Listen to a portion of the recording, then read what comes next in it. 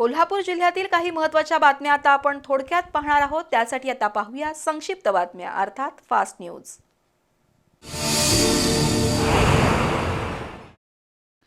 इचलकरंजीतील शिवतीर्थ परिसरातील फेरीवाल्यांच्या गाळ्यांबाबत निर्माण झालेल्या प्रश्नाच्या पार्श्वभूमीवर 22 जुलैपासून फेरीवाला संघटनेनं आमरण उपोषण सुरू केलंय।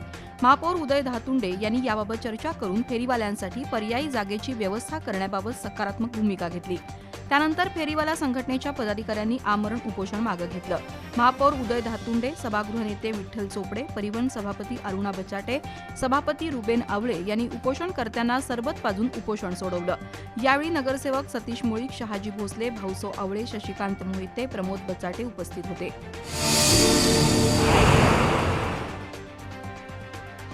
पन्हाळा तालुक्यातील वारनूळ इथल्या बबन कुंभार यांच्या फिर्यादीवरून राजापूरचे अमृतराव काळोखे, करजवाडे येथील सुरेश देसाई आणि थेरगाव येथील शिवाजी मोहिते यांच्याविरुद्ध कळे पोलीस ठाण्यात फसवणुकीचा गुन्हा दाखल झालाय।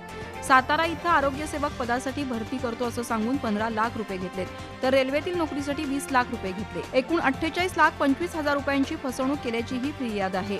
कळे पोलीस ठाण्याचे सहाय्यक पोलीस निरीक्षक दीपक कदम यांनी संशयित शिवाजी मोहिते आणि सुरेश देसाई या दोघांना ताब्यात घेतलंय। न्यायालयानं या दोघांना 28 जुलैपर्यंत पोलीस कोठडी सुनावली आहे। कारगिल योद्ध्यांचं कार्य आणि बलिदान भारतातील प्रत्येक नागरिक कायमपणे लक्षात ठेवेल आणि त्या योद्ध्यांप्रती सदैव कृतज्ञता बाळगली जाईल असं प्रतिपादन अप्पर जिल्हाधिकारी अजय पवार यांनी केलं। 27व्या कारगिल विजय दिनानिमित्त जिल्हाधिकारी कार्यालयात आयोजित कार्यक्रमात ते बोलत होते।